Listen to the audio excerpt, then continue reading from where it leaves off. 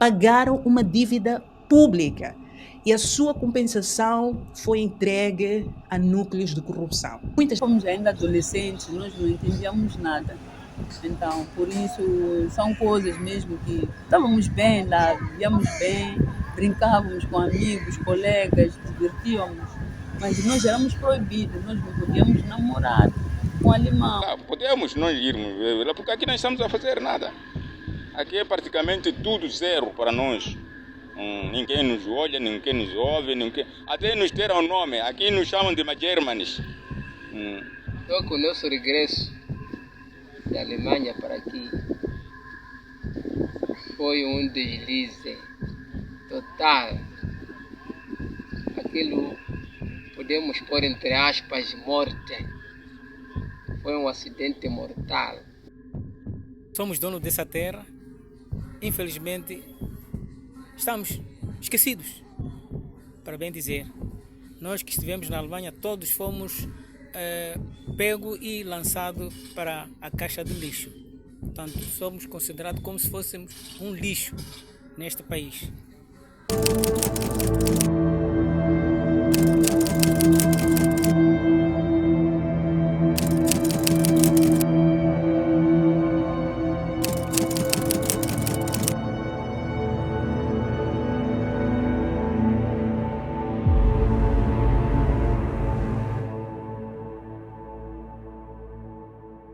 46 anos passam da assinatura do acordo entre a República Democrática Alemã, a RDA, e a República Popular de Moçambique, e o acordo que visava o emprego temporário de trabalhadores moçambicanos na extinta RDA, a 24 de fevereiro de 1979, assinados por Erich Honecker, o secretário-geral do Partido da Unidade Socialista da Alemanha, o ZED, as autoridades moçambicanas na época.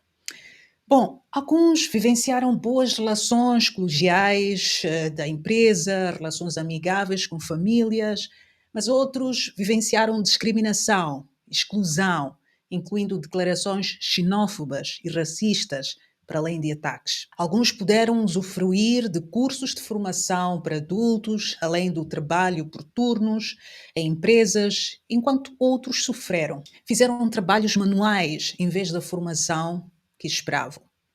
4% dos 17 mil trabalhadores contratados receberam qualificação. O objetivo principal da RDA era suprir a sua carência em mão de obra e reduzir a dívida externa com Moçambique. Mas como se chega a este ponto? Como começam estas relações?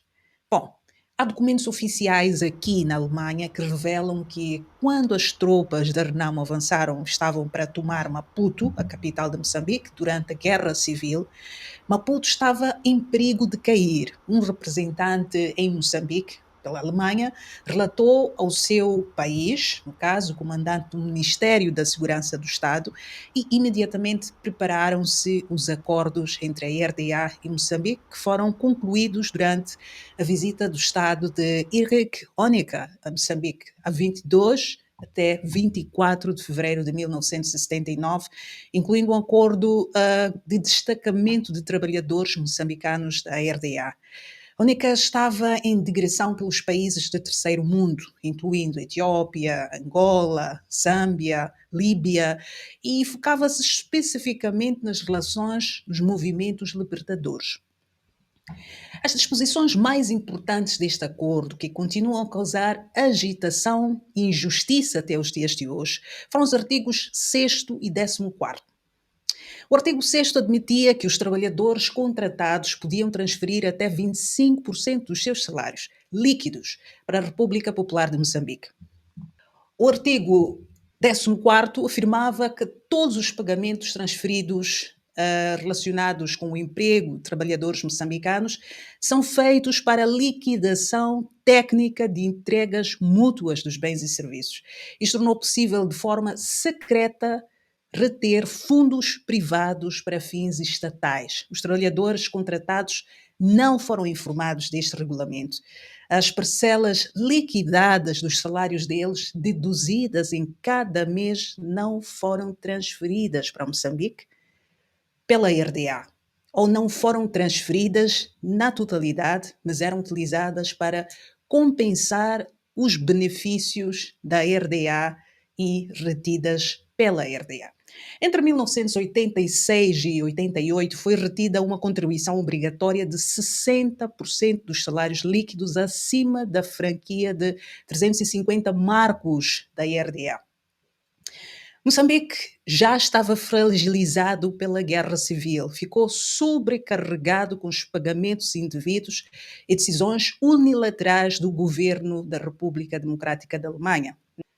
Numa submissão ao Comitê Central SED, em 28 de maio de 1989, para medidas para assegurar a entrada de 4.500 trabalhadores moçambicanos e seu emprego em empresas socialistas na RDA em 1988, um quarto do partido justificou o elevado número de trabalhadores contratados não com objetivos de formação, a perspectiva política de desenvolvimento, mas a transferência de cotas salariais que seriam retidas e que permitia reduzir as dívidas que Moçambique tinha para com a RDA, com mobilização de um total de 13 mil trabalhadores moçambicanos. A transferência desenvolver-se-á da seguinte forma, disse ele, em milhões de dólares de compensação. 1986, 4,6 milhões. 87, 13,5 milhões. 88, 19,7. 89, até 90, seria uma compensação de 87 milhões de dólares. Em 1988, a RDA propôs reduzir a dívida de Moçambique através do aumento da contratação dos trabalhadores moçambicanos. Mas o governo de Moçambique rejeitou propostas por razões morais e financeiras, enfraquecendo as relações entre os dois países. Agora, o acordo com a ata de uma reunião conjunta dizia: camarada Magid Osman respondeu que a proposta da RDA para a República Popular de Moçambique era inaceitável por razões financeiras e morais. É que, nesta altura, a maior parte dos países credores do Clube de Paris alcançavam um acordo e que ia conceder Moçambique anos de relaxamento do pagamento das dívidas.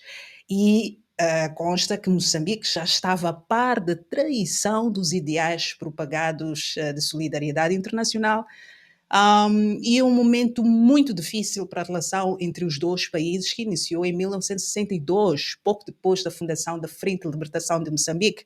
Nessa altura, a RDA passou a apoiar a luta de libertação contra o colonialismo, e como fez com Angola e outros países. Portanto, 1989, um ano depois, o regime socialista da Alemanha cai. É que o Partido da Unidade Socialista da Alemanha, o ZED, começou a perder em 1989 as lutas económicas e também cedeu à pressão dos movimentos pró-democracia na Alemanha do Leste. E a 18 de outubro de 1989, Erich Honecker foi forçado a demitir-se do cargo de secretário-geral do ZED e de chefe de Estado devido aos crescentes protestos e pressão política. Cai o Muro de Berlim a 9 de novembro de 1989 e é marcado o colapso do regime comunista da Alemanha do Leste. Em dezembro de 1989, o ZED perdeu o domínio político e o país fez a transição para a reunificação com a Alemanha Ocidental. Após a reunificação, a Alemanha em 1990, Honecker foi preso em 1992 e acusado de violação dos direitos humanos, incluindo a ordenar morte de alemães do leste que tentavam fugir para o ocidente. E o seu julgamento começou em 1993, mas devido à deterioração da sua saúde, portanto ele tinha um cancro do fígado, o caso foi arquivado e foi libertado em janeiro de 1993. Ele exilou-se para o Chile, onde morreu a 29 de maio de 1994. Honecker não foi enterrado na Alemanha. Foi enterrado no cemitério Parque de la Paz, em Santiago de Chile, devido a acusações de crimes contra a humanidade, sobretudo por ordenar disparos para matar cidadãos do leste que fugiam para o ocidente na fronteira. Portanto,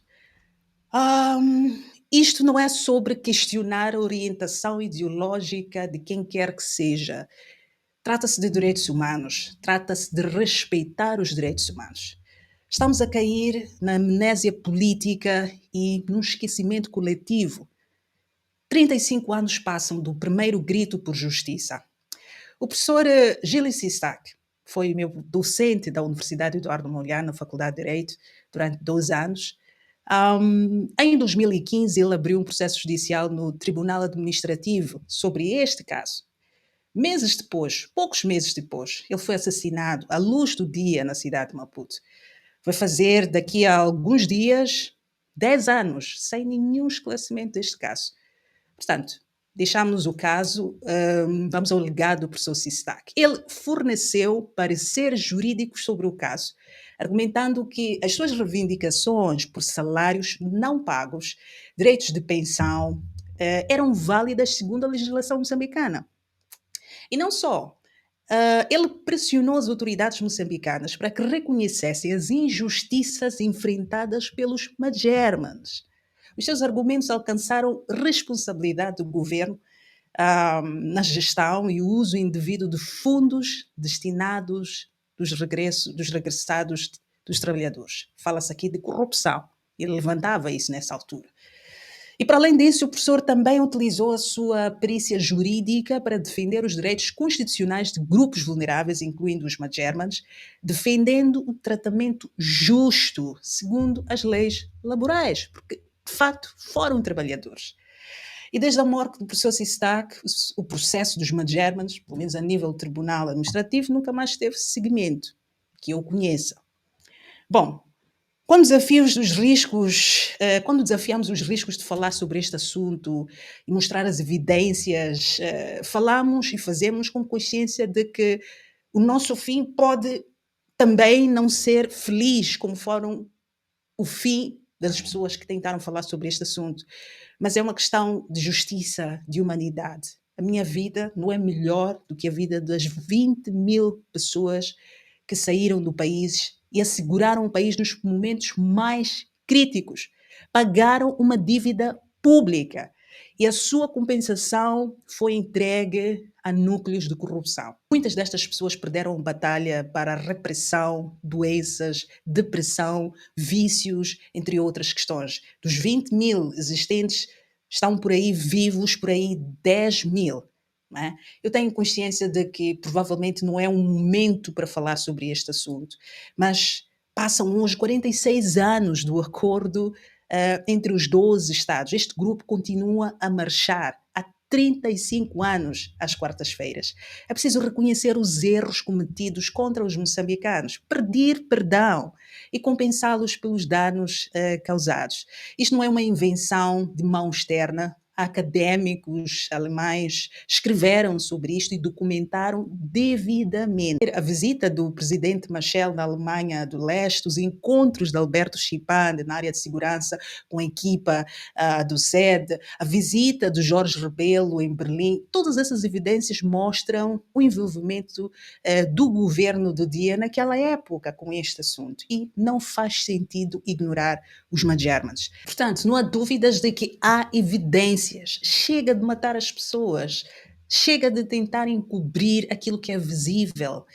Estas pessoas precisam de justiça. A Alemanha está a reconhecer o erro na gestão destes contratos, está a discutir isto a nível mais alto do governo, do Parlamento, e reconhece que houve exploração, embora tivesse enviado uma parte da compensação para o governo moçambicano e que não chegou na totalidade nos trabalhadores devido a questões de corrupção no governo. Houve uma conferência de imprensa em direto para todo o país, onde representantes dos Magermans foi ouvido pelo Parlamento e também pelas comissões que estão a discutir esta questão.